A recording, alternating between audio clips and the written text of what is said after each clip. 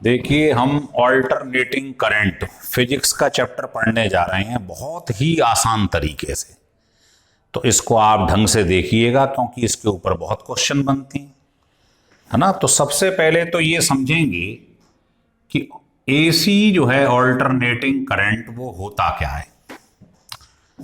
नाम से ही बता रहा है ऑल्टरनेटिंग, बार बार चेंज हो रहा है। तो लिखो द करंट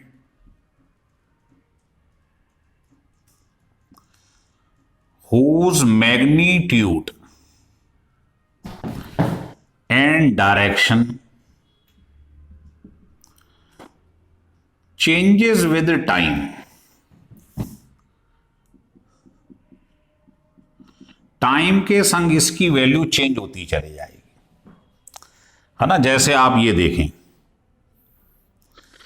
आपने ये करंट में और टाइम में ग्राफ ड्रॉ करा, तो आप देखोगे ये साइकिल इस तरीके से चल रही है। Positive direction, negative, positive negative, change होती जा रही है।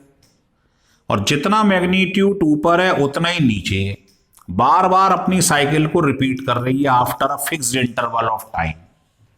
बना लीजिएगा।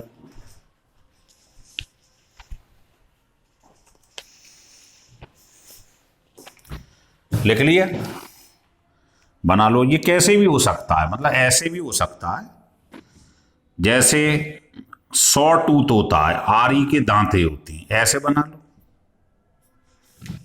कैसे भी बना लो, है ना। लिख लो, इसका मैग्नीट्यूड और डायरेक्शन टाइम के संग चेंज होता चला जाता है, but the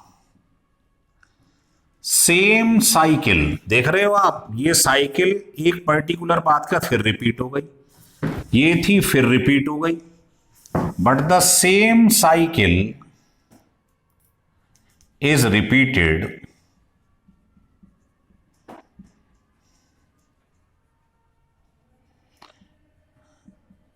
after a fixed interval of time। ये इसकी प्रॉपर डेफिनेशन।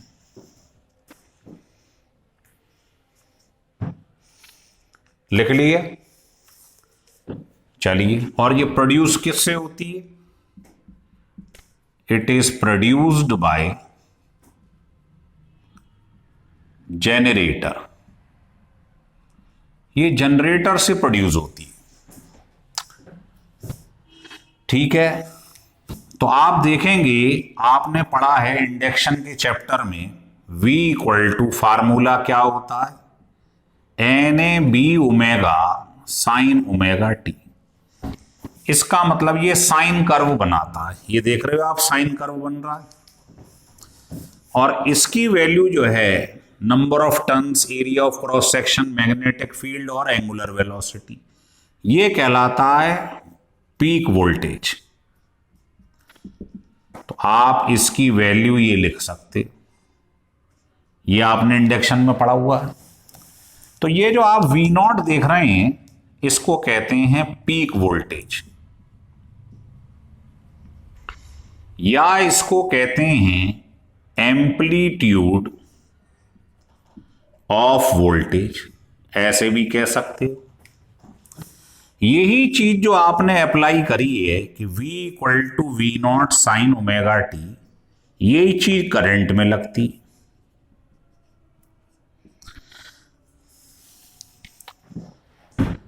ठीक है, लिख लीजिएगा। इसका मतलब ये यहां से चला और ये एक साइकिल इसने पूरी कर ली यहां से यहां तक। तो बताओ, इसमें जो टाइम लगता है उसको टाइम पीरियड कहते हैं। तो बताओ, इसमें क्या करा, आधी साइकिल, तो ये T/2 है। इसमें पूरी साइकिल। समझ में आ रही नहीं आ रही बात? तो इस तरीके से ये बात समझ लीजिए। फिर इसमें आधी साइकिल और ऐड कर दो, यहां जाके 2 साइकिल हो जाएंगी। तो एक ऑसिलेशन में जो यहां तक टाइम लगता है उसको क्या कहते हैं, टाइम पीरियड। ठीक है। तो अगर इसका टाइम पीरियड मान लो 1/50 सेकंड है, तो फ्रीक्वेंसी आप जानते हो 1 अपॉन टाइम होता है, तो वो 50 हर्ट्स आ जाएगी। इसका मतलब ये आप देखो ढंग से, ये पूरी साइकिल में ये 2 बार करंट क्या हो गई या वोल्टेज क्या हो जाएगी, 0, और 2 बार क्या हो जाएगा, ये मैक्सिमम हो जाएगा।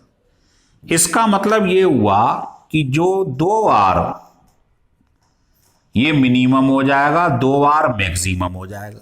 मिनिमम मतलब 0, ठीक है ना। तो इसका मतलब 100 बार, 100 टाइम्स चीज बंद हो जाएगी, 100 टाइम्स फुल स्पीड से चलेगी।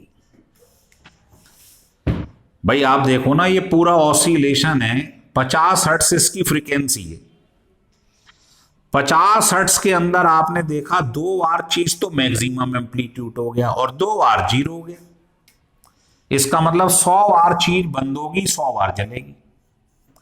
तो आप बताइए एवरेज क्या निकलेगा करंट का पूरी साइकिल के लिए, 0।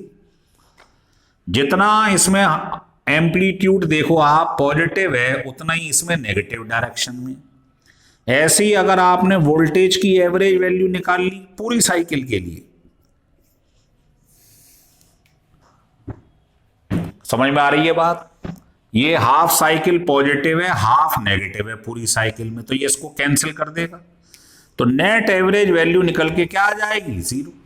अब ये आपने ग्राफ खींचा है, करंट में ले लो चाहे वोल्टेज में ले लो, बात एक ही है। क्लियर हो रहा है।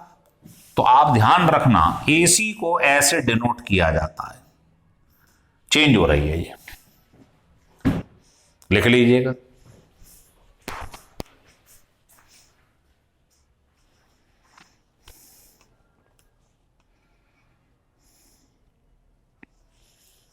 बना लिए।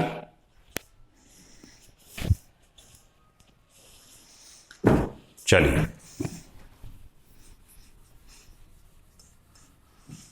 अब इसमें एक बात ध्यान रखिए, आप देख रहे हो आधी साइकिल में ये क्या कर रहा है, पॉजिटिव डायरेक्शन में जा रहा है, आधी में नेगेटिव जा रहा है ना। तो नेट इसमें वैल्यू क्या निकल कर आ रही है, 0।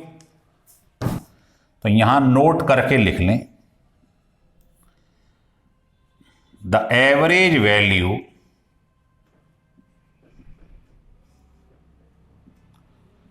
एसी की क्या है, 0 है ना।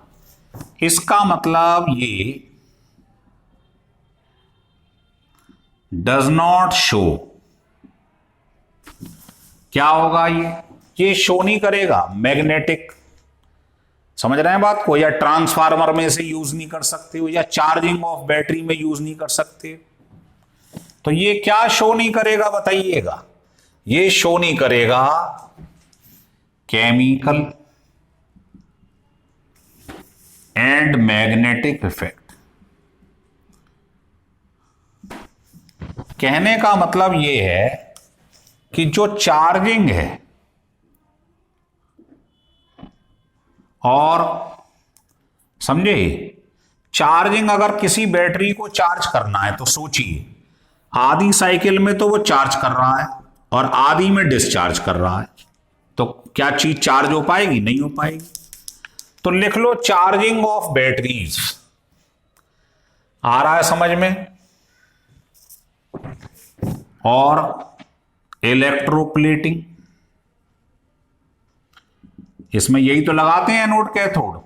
तो हाफ साइकिल में जो चीज पॉजिटिव है, आधी साइकिल में वो कैथोड का काम करेगी। तो electroplating, charging of batteries can't be done by AC, ये ऑल्टरनेटिंग करंट से नहीं हो सकता है। ये सब इंपॉर्टेंट पॉइंट बता रहा हूं मैं आपको, लिख लीजिएगा।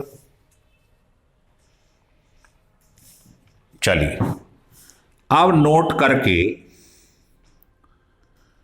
आप लिखिएगा, एक एक करके स्टार्ट कर रहे हैं।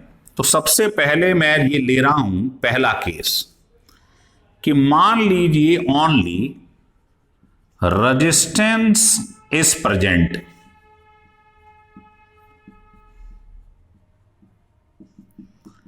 In the circuit.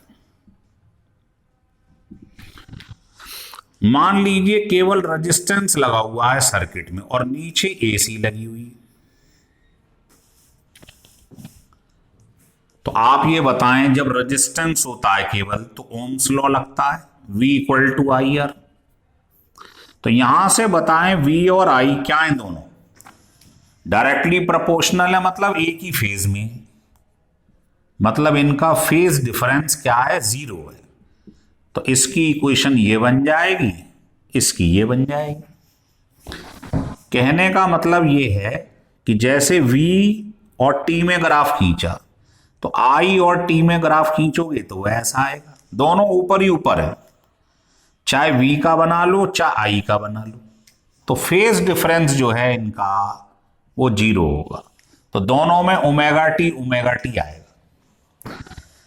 है ना, दोनों एक ही डायरेक्शन में नजर आ रहे हैं आपको। इसका मतलब ये है कि अगर मैं यहां पर इसकी बात करूं टाइम के संग वोल्टेज का या करंट का, आप देखें तो दोनों का यही बता दे रहा हूं, इसी को छोड़ दो। तो दोनों में आप देखोगे टाइम के संग ग्राफ आप ड्रॉ करोगे, वोल्टेज इसका दोनों ऊपर की डायरेक्शन में या नीचे की डायरेक्शन में आ रहे हैं। इसका मतलब आपके पास पावर जो होगी इस समय मैक्सिमम होगी, क्योंकि पावर होता है वोल्टेज इनटू करंट और दोनों एक ही डायरेक्शन में, तो ये और ऊपर हो जाएगी पावर निकालोगे तो। समझ में आ रहा है?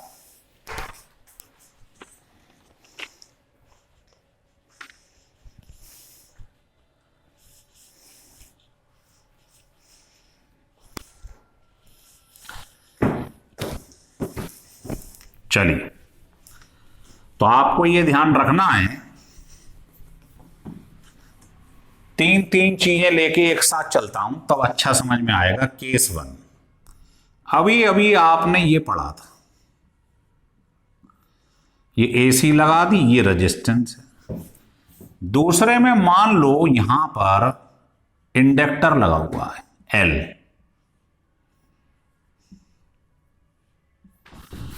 और तीसरे में यहां पर कैपेसिटेंस लगा है। टोटल 7 सर्किट हमारे कोर्स में।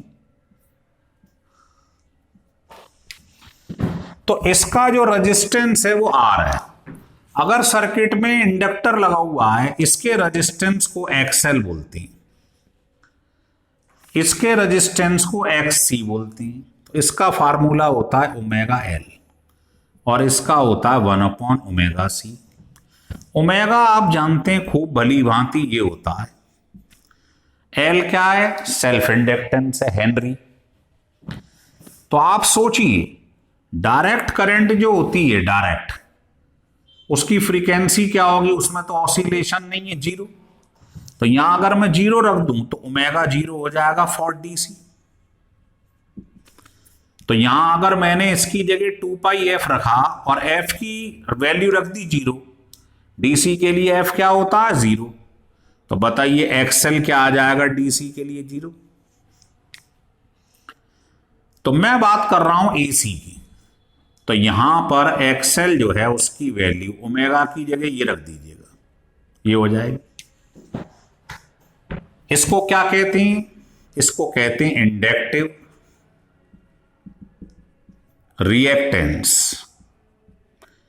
नाम याद रखना, मतलब एक तरीके से जब इंडक्टर लगा होता है तो उसके रेजिस्टेंस को XL बोलते हैं, ऐसे दिमाग में याद रखो। कैपेसिटर लगाओ तो उसके रेजिस्टेंस को ये कहते हैं, इसका नाम क्या है, बिल्कुल वैसे ही, कैपेसिटिव रिएक्टेंस। अब आप सोचिए कि ओमेगा की वैल्यू 0 होती है क्योंकि फ्रीक्वेंसी 0 होती है DC के लिए। तो यहां अगर मैं 0 रखूं तो XC की वैल्यू इनफाइनाइट आ जाएगी।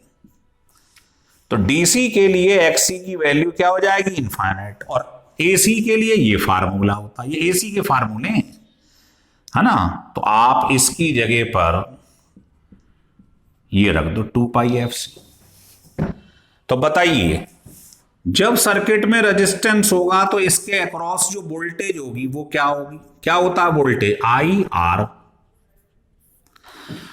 अगर सर्किट में इंडक्टर है तो उसके अक्रॉस कोई पूछे इसके अक्रॉस वोल्टेज क्या होगी, तो फार्मूला तो वही है IR, लेकिन इसके R को बोलते हैं XL। और जब सर्किट में केवल कैपेसिटर होगा तो उसमें रेजिस्ट करंट वोल्टेज क्या होगी, तो फार्मूला IR और इसके R को बोलते हैं XC। तो ये चीजों समझ लो, इसके अक्रॉस वोल्टेज कैसे निकाली जाएगी। फार्मूला याद रख लो, रेजिस्टेंस के लिए आई आर, आर क्या रेजिस्टेंस, लेकिन जब इंडक्टर होता है तो उसके रेजिस्टेंस को एक्सएल बोलते हैं, जब कैपेसिटर होता है तो उसके रेजिस्टेंस को एक्ससी बोलते हैं। बस ये याद रखना है। हो रहा है क्लियर?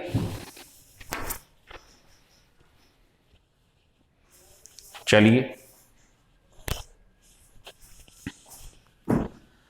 अब आपको ये बताना चाहूंगा कि जब ये दोनों देखो डायरेक्टली प्रोपोर्शनल है, वोल्टेज और करंट, तो V और I का फार्मूला अभी मैंने बताया था ये होगा।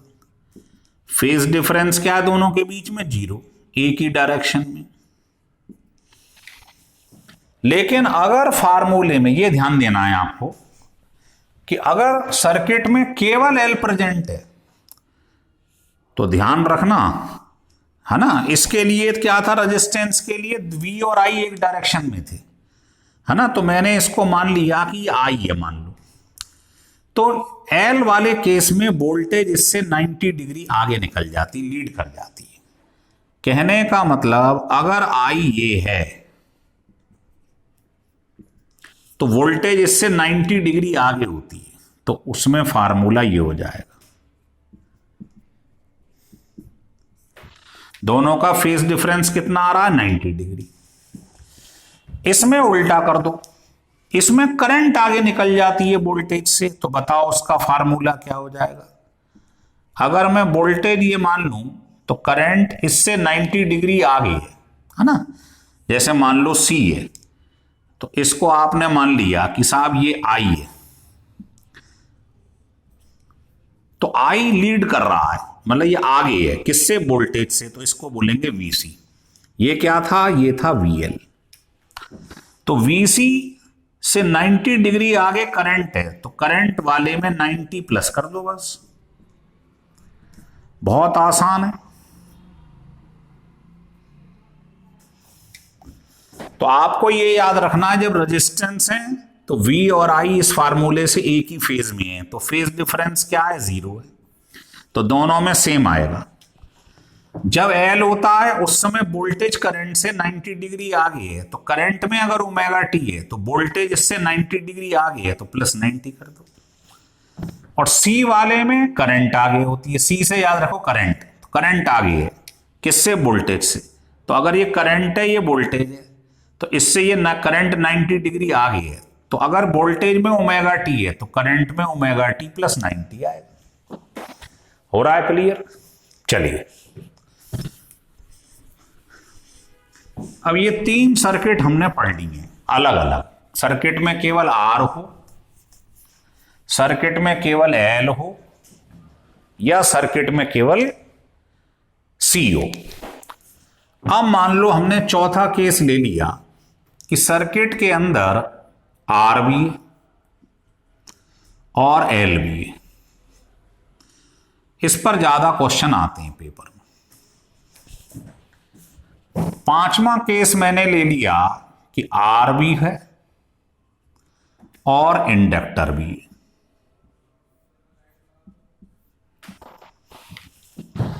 तो क्या करेंगे? कुछ नहीं करना है आपको, है ना।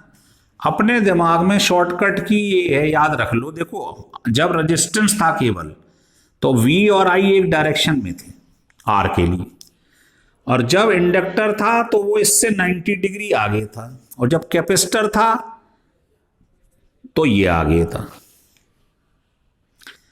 यही पढ़ा है आपने भाई। देखो अगर मैं इसे I मान लू, V और I एक डायरेक्शन में होते हैं रेजिस्टेंस में, तो I से V L वाले केस में 90 डिग्री आगे है, और अगर ये I है ये V है, तो आप जानते हो ये वोल्टेज जो है C की पीछे होगी करंट से 90 डिग्री। बस ये याद रखना है। अब जैसे मैं बात कर रहा हूं आपसे L की और इसकी, इसमें ये ले रहा हूं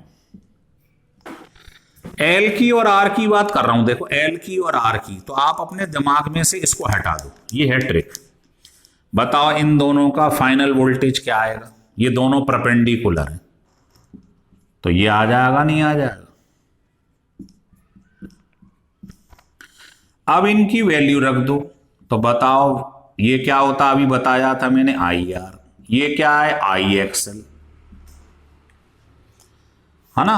और ये वी जो है ये क्या है, फाइनल वोल्टेज, दोनों का इकट्ठा वो रिजल्टेंट। इसको लिख दो आई, इसके रिजल्ट रेजिस्टेंस को बोलते हैं जेड, इम्पीडेंस। तो आई कट जाएगा, कॉमन ले लो। तो ये फार्मूला इम्पीडेंस का आ गया। इम्पीडेंस का मतलब होता है टोटल रेजिस्टेंस, है ना, टोटल रेजिस्टेंस, मतलब दोनों का मिला के जो रेजिस्टेंस है उसको बोलते हैं जेड। तो अब बताओ, अगर यहां से निकालना हो एसी से जो करंट चल रही है, तो करंट क्या होता है, वोल्टेज अपॉन रेजिस्टेंस। तो रेजिस्टेंस की जगह आप जेड लिखोगे। अब आपको वोल्टेज दे दी जाएगी, मान लो 220 दे दी, और टोटल जेड इस फार्मूले से निकाल लेना। बस इसी टाइप के सवाल पेपर में आते हैं। एक्सेल कैसे निकालते हैं अभी मैंने बताया था, ओमेगा एल 2 पाई एफ एल। एल जानते ही हैं, सेल्फ इंडक्टेंस हेनरी में दिया होगा, फ्रीक्वेंसी दी होगी हर्ट्ज में। एक्सेल निकाल के यहां रख देना, रेजिस्टेंस मालूम है, करंट निकल आएगी। यही पूछता है अगर दोनों हो तो कितनी करंट फ्लो कर रही है, वोल्टेज दे देगा। तो याद रखने का तरीका कुछ मत करो, ये दोनों हैं तो पहले फिगर बना लो। आर तो हमेशा यहां रहेगा ही, एल दिया हो तो ऊपर लिख दो, सी दिया है तो नीचे लिख दो। जैसे मान लो ये एग्जाम्पल है, कैसे करेंगे बताओ जरा। यहां क्या ये, यहां ये है, यहां एल था। अब इन दोनों का रिजल्टेंट क्या होगा, वी। बस कुछ नहीं करना है आपको, बताओ टोटल वी क्या होगा। दो चीज परपेंडिकुलर हैं तो कैसे निकालते हैं बताइए, ऐसे लिख देंगे। अब आप इनकी वैल्यू रख दो, आपको बताई हुई है। इसकी वैल्यू क्या होती है, आई आर, इसकी क्या होती है, आई एक्स सी। इसकी जगह लिख दो V क्या है, टोटल, आई आर, आर होता है नेट रेजिस्टेंस, जेड कहलाता है। तो जेड निकल आएगा इंपीडेंस काट के। तो जेड की वैल्यू ये आ गई। एक्स होता है 1 ओमेगा सी, याद है। तो अगर तुम जेड निकालना सीख गए इंपीडेंस पर तो कुछ नहीं है। अब आपसे कोई पूछे करंट कितनी चल रही है, करंट V ओवर जेड होती, V ओवर आर, आर आप निकाल चुके। अब आपसे कोई मान लो इसमें ये पूछ ले कि टेन थीटा बताओ कितना होगा, तो लाइन खींच लो, बताओ टेन थीटा क्या होगा। परपेंडिकुलर अपॉन बेस, तो परपेंडिकुलर क्या है, VL, बेस क्या है, VR। इनकी वैल्यू रख दो, ये आ गया टेन थीटा निकल कर। रिजल्टेंट का ओरिजेंटल VR से कितना एंगल है, ऐसे इसमें निकाल सकते हो आप। हो गया क्लियर, ऐसे लाइन खींच लीजिएगा। परपेंडिकुलर और बेस कितना है, VR, परपेंडिकुलर क्या है, VC, तो ये निकल आएगा टेन थीटा।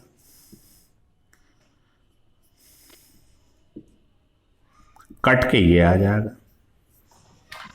हो रहा है क्लियर। तो केवल ये डायग्राम जिसने याद रखा है वो 1 मिनट में जेड निकाल लेगा। जेड निकल ले आएगा तो आई निकल आएगा।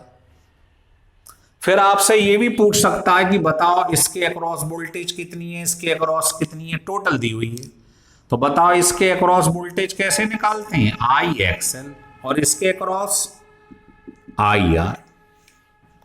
तो जिसने मेन करंट निकाल ली ये वाली, और मेन करंट यहां से निकलेगी, मेन करंट वही निकाल पाएगा जो जेड निकाल पाएगा।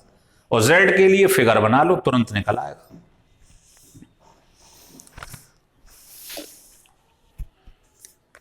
आ रहा है समझ में।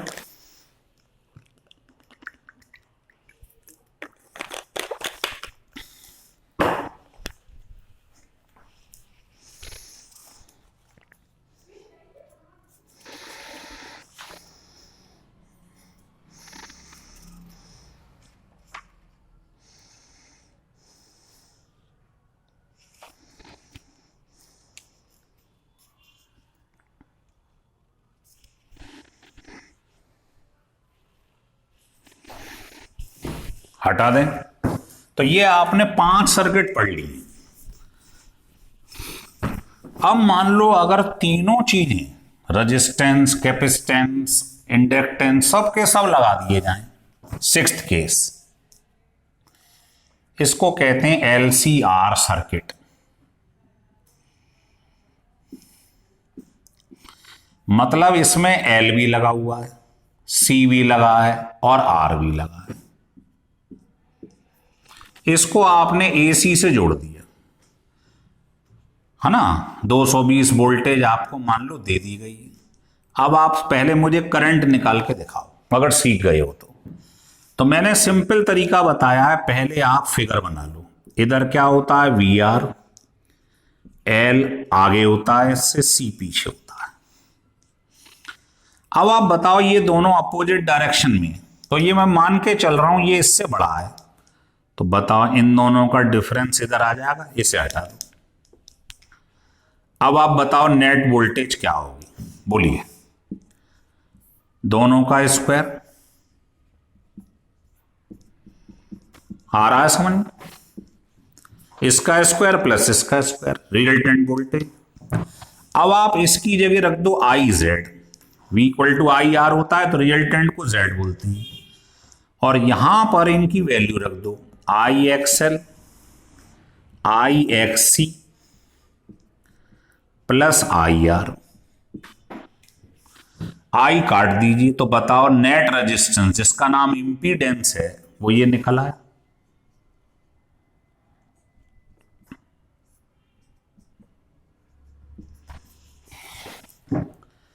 अब जैसे ये निकल आए, सोचिए अगर एक्सएल एक्ससी के बराबर हो जाए,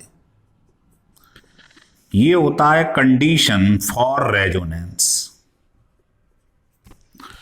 भाई अगर ऊपर वीसी वीएल है, नीचे वीसी है, और दोनों बराबर हो जाएं तो चीज क्या होगी, एक बार साइकिल में ऊपर जाएगी दूसरा नीचे, ऑसिलेशन होगा नहीं होगा। तो बता एक्सएल की वैल्यू होती है ओमेगा एल और एक्ससी की होती है 1/ओमेगा-सी। तो इससे आप जब एफ निकालोगे फ्रीक्वेंसी ऑसिलेशन की, तो ये आ जाएगा। तो सारे ऑसिलेशन वाले सवाल फ्रीक्वेंसी निकालनी हो तो इससे निकाल लेना इक्वेट करके। समझ में आ रहा है? तो ये कंडीशन है रेजोनेंस की, एक्सएल इक्वल टू एक्ससी। अब सोचिए ये बराबर हो जाए तो ये 0 हो जाएगा, तो Z इक्वल टू आर आ जाएगा। तो ध्यान रखें रेजोनेंस के समय जो इंपीडेंस होता है वो रेजिस्टेंस के बराबर होता है। कंडीशन समझ में आ गई? और सारे रेजोनेंस के समय फ्रीक्वेंसी निकालनी हो तो इस क्वेश्चन से निकाल लीजिएगा आप। अब इसी में बताओ अगर टेन थीटा निकालना है तो कैसे निकालेंगे? या लाइन खींचिए, परपेंडिकुलर अपॉन बेस, तो टेन थीटा होता है परपेंडिकुलर अपॉन बेस। इनकी वैल्यू रख दो, आई कॉमन ले लो इसमें,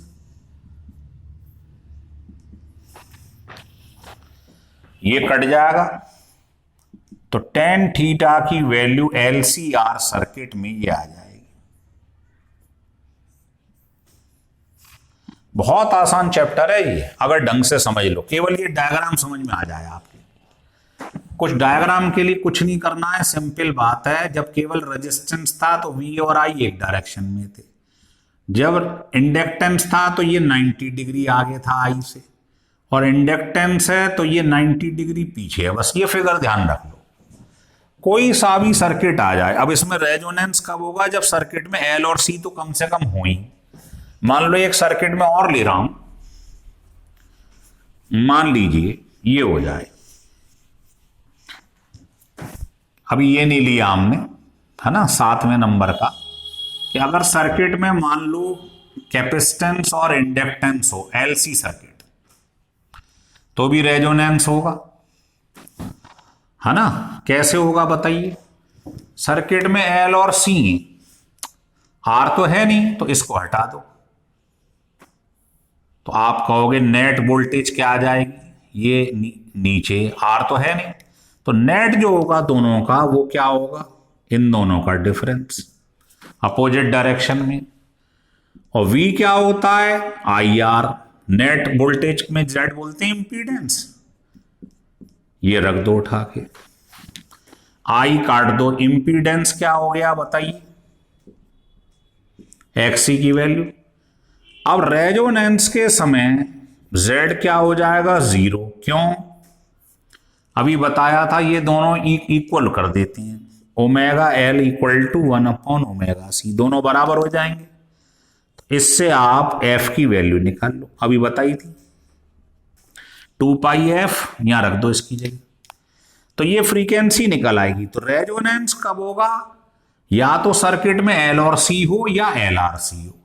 अगर L और C है और ये इक्वल हो गए हैं तो नेट इंपीडेंस 0 आता है रेजोनेंस के समय, और LCR में Z किसके बराबर आ रहा था, R के बराबर। तो ये आपको टोटल 7 बता दिए हमने। अब एक क्वेश्चन मैं आपको बता रहा हूं, वो देख लीजिएगा। क्वेश्चन ये है कि मान लीजिए ये तुम्हारे पास एक सर्किट बना दिया मैंने ऐसे करके। इस टाइप के क्वेश्चन ज्यादा आते हैं पेपर में कि AC है और इसकी फ्रीक्वेंसी 50 हर्ट्ज है, ये 50 माइक्रोफैरड है, ये 20 हेनरी है और ये 20 ओम है। ऐसे बना दिया क्वेश्चन। अब आपसे ये कह रहा है कि ये बताइए कि टोटल करंट यहां से कितनी चली। दूसरा, इन तीनों के अक्रॉस अलग अलग वोल्टेज बताइए और इंपीडेंस निकालिए। तो आपको क्या कैलकुलेट करना है, एक तो टोटल करंट, दूसरा इंपीडेंस, तीसरा तीनों के अक्रॉस अलग अलग वोल्टेज बताना है कितना है। तो कैसे करेंगे सोचिए जरा।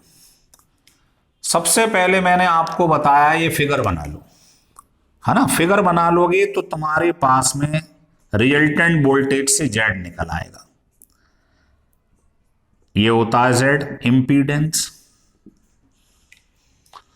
और जब ये निकल आएगा तो उससे I निकाल लेना। टोटल वोल्टेज 220 गिवन है, Z मालूम ही, और फिर आपको ये अलग अलग निकालना है। तो VL क्या होता है, IXL, VR क्या होता IR, तो I निकाल ली ना टोटल, सब में रखते जाओ आंसर आ जाएगा। XL की वैल्यू, XC की वैल्यू हमें मालूम ही है, अलग से निकाल लो। ओमेगा L, F दिया है, L दिया हुआ है, देखो L दिया है, F फ्रीक्वेंसी दी हुई, XC क्या होता है 1/ओमेगा C, F मालूम है, C मालूम है, माइक्रो को चेंज कर लो आप, इंटू 10⁻⁻⁶। तो सारी वैल्यू हमें दी हुई है, पुट करते जाओ आंसर आता जाएगा। तो मुझे लगता है ये वीडियो आपको अच्छा लगा होगा, है ना। इससे आप मैक्सिमम क्वेश्चन सॉल्व कर सकते हैं। अब इसका जो नेक्स्ट लेक्चर बनाएंगे उसमें आपको इसको और न्यूमेरिकल बताएंगे, पावर फैक्टर बताएंगे, है ना। ये सब चीजें अगले वाले लेक्चर में बताएंगे। तो अगर आपको ये अच्छा लगा हो तो इसे सब्सक्राइब और लाइक जरूर करिए।